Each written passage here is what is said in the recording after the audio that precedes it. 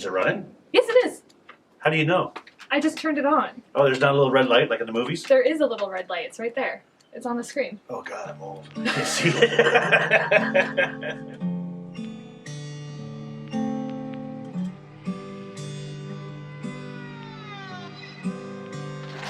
So here we are. Here we are. Hello, Kenzie. This is my dad.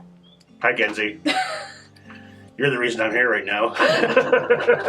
So I'm bringing my dad on today because he has a couple of ghostly encounters / stories that he's told me before, so I'm going to have him retell them to the best of his ability. Do you want to start with the teapot or the Ouija board? Well, the teapot one is interesting. It's kind of a brief. It's very brief. It has to do with. It's a legend in this house. It really is, and I can't even remember what color the teapot was. It was white. White. Because we didn't have one. Well, what happened was basically it was summer, and I was outside. I had to come into the house for something. Mm-hmm.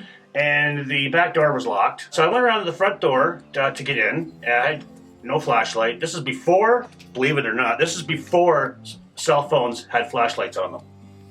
It was not. It was before you had a cell phone that had a flashlight on it. And I opened up the door, and I'm not exactly sure what I did, but when I threw the door open, this teapot that always sat on this hutch, that is just on inside this door, went flying. I knocked it. I must have knocked it. Flew right out the hutch onto the floor, and I'm thinking, while it's in midair, shit. I'm thinking, I'm gonna break this teapot that my wife loves because she's always had this teapot because it's always been there. It's always been there. It's always been there. Yeah. Oh, no. So I go over, I grab it, I pick it up, and it's perfect. There's absolutely nothing wrong with this teapot. It's not chipped, it's not cracked, it's not nothing. So I put the top back on the teapot, I put the teapot back up on the... And it was never to be seen again. Wasn't Precious there as well? I don't think I mentioned it at all to anybody until one day I was telling you guys the story, but when I knocked the teapot... Yeah. Can't you believe it's not broken? Can you believe it's not broken? And it's all of a sudden it's not there. And we were standing in the kitchen and we all went, we've never owned a white teapot. We've just never owned one. We've never actually had that teapot in this house before. This house has had a lot of weird activity and energy, though, in the past. Well, it has. There was the mysterious piano. Yeah. My bedroom, the walking in my bedroom. The walking in your room. The piano was always really nice because it's when you were here alone, you were more focused within yourself, I think, and you were able to maybe sense it more. And sure enough, there'd be piano playing in the background. It was the weirdest thing. Yeah. But it was nice piano. Like, the person knew how to play piano, at least. Yeah, and like we don't have neighbors close enough here that someone else playing piano elsewhere would have been able to... We wouldn't be able to hear it. Yeah, no. Yeah, this was definitely coming from...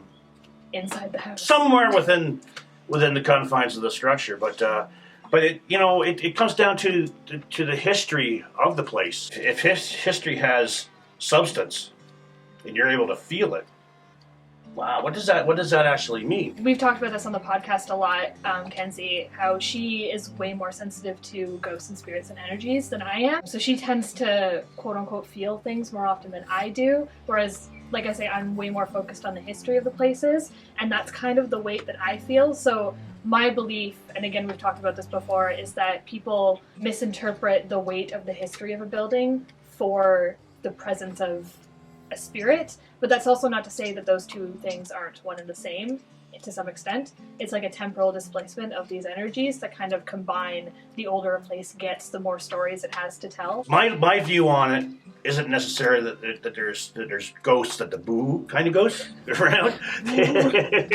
Well, my feeling is it's all energy. It all comes down to the energy, and we don't understand it because we don't want to. And if you want to understand it and you're willing to open up to the energies that flow around you, you will experience a lot of different things that you didn't think were actually going to exist. Mm-hmm. But it comes down to intent. If you have to have the intent to absorb it and understand it, and be willing to just kind of take that step into the shadow, just to see what it's like. There's actually there's a theory that crystals can actually hold history. But if you have a little rock and you say, okay, everybody says that little rock brings you good luck. You just put intent into that little rock, and right off the bat, you've thought, okay, I had this little rock, I'm going to have good luck. Your intent changes your energy signature. It changes how you look at things, and how you move forward, and where you go with things, and how you treat people. Because you got this stone that says good luck. But but it's your intent. Now, you are tapping into energies, but is that stone actually giving you good luck, or is it the intent that you've put into the stone? It's the manifestation of human will. Because There like you go. the more someone believes in something, the more likely they are to have that happen in their lives or to see it. And I think this is also part of what happens when there's multiple stories of people seeing the same ghost in the same location. Mm-hmm. Where one person believes they saw something, that story spreads, someone else goes there expecting to experience the exact same thing, so they experience the exact same thing, and it kind of snowballs from there. Yeah. That's how legends and lore grow. In the I want to say the 60s, there was a dude who made this game called the Ouija board. First mentions of the automatic writing method used as the Ouija board is found in China around 1100 AD. That's- So it was used as a means of And when did, necromancy and communication beyond the grave. It's the same thing as the Ouija board in 1100 AD, but it didn't really come into commercialization until around the 1800s in Ohio, and then Hasbro patented it in the early 1900s. wish I had. Man, Yeah. what a great toy, great product, Hasbro. I'd like to thank Hasbro for their continued support with this Not podcast. sponsored, not sponsored, not sponsored. I grew up under the impression that Ouija boards did talk to spirits, and there was a time.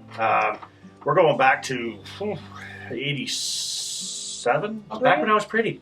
I would have been 17 or 18 at the time. Anyways, a bunch of us, we used this board. We ended up getting into a spirit who was evil. I don't really remember the story that well, but I can at least tell you there's some really odd things happened. There was one thing at work where I was cleaning off the board for everybody's hours. Went to put the new stuff back up, and right in the middle of the board with a pin was the 23rd Psalm. Yeah, that was kind of weird. What? The 23rd Psalm, like I think it's what is it? The Lord is my shepherd, I shall not want. He leadeth me to lie down in green pastures. Other weird things were happening too, like twice I picked up the phone to call somebody, and they were already on the other line. That was something that did happen periodically back in the old days. If you picked up the phone before it rang, you would still be connected to the person who was calling you, Right. right? But only both of these times, which involved two different people, neither one of us had called the other person. So then it starts to really eat away at your brain. So you start to think, what should we do about this? Because maybe this is real. Mhm. Because we didn't know any different back in the 80s. There's a lot of reasons why we didn't think things were real. So we decided all get together that everybody should be there. I remember there's 4 of us. Not getting the full flavor of the story because I just can't recall it that well. But what I do remember is when we tried to burn it, the middle bubbled You out. tried to burn the Ouija board? Yeah. You're not supposed to do You're that? not supposed to do that. Oh, well, see, okay. That's really bad. So 30 years later, I find out that I'm not supposed to set the Ouija board on fire, and it just started to bubble in the middle. And me and this other guy, we were watching. I remember feeling weird, just feeling lightheaded, and we both kind of leaned into each other. And then one of the other two ended up. I remember hearing your name, like it's a long ways away, And then someone else stepped in and put the fire out, and we just kind of. Then we took it and we just shredded it. This encompassed a few days. This wasn't something that just happened over the course of a couple of hours. This was something that kept building and building and building. We had to make this thing go away. So the thing with Ouija boards is people use them for like good intentions, whether it be like fun or they're trying to contact like a loved one or something like that. But the thing is with Ouija boards is when you use devices like that, according to the lore, you're basically opening a door between you and that spiritual realm, and it's not about who you're trying to contact, it's about who picks up the contact. So like you're just opening a door, and once that door is open, whatever's waiting first in line is going to come through. It's not necessarily going to be who you're actually trying to contact. It's a spiritual blind date. Right? You don't know what you're going to get. Hasbro should use that to market. Hasbro. Love is blind. We'd like to thank Hasbro once again. Not sponsored. It comes down to your intent. If you believe in ghosts, you will see them, right? Because they're there. You're manifesting them through your own energies. Like I know myself, I'm not going to manifest a ghost if I were to believe in ghosts. Mm. I wouldn't believe a ghost that would come at me like with a knife or want to kill me like in a horror movie. I would manifest some like a ghostly teapot. I can't argue.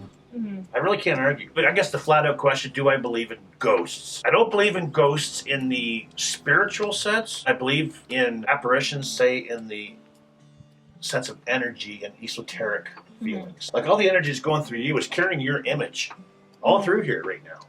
And in 100 years, someone might come by and actually tap into your frequency, and all of a sudden they're going to see you sitting there, and they're going to be, oh my God, it's a ghost. And it is a ghost. It's a pale reenactment of you. Yeah, getting back to the ghosts. You got to admit, you walk into a brand new home, it feels a lot different than when you walk in Here. to an older home. Humans like to feel things. Yeah. And That's how we make stories. right, this place has been here 100 years anyway, if not longer.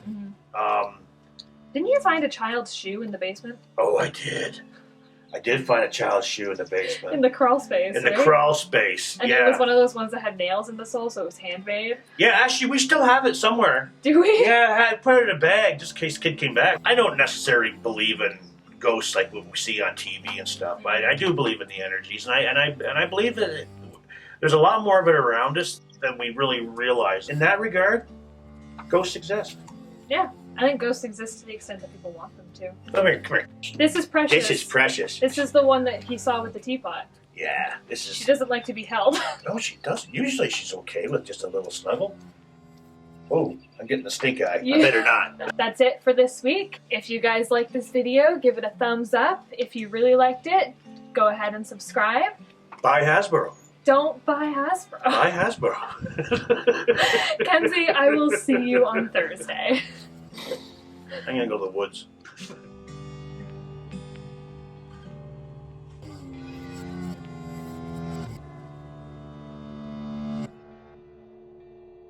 Lucifer and all those dudes. He wasn't born in hell. No, he wasn't. He's a fallen angel, according to the show. And According to the Bible.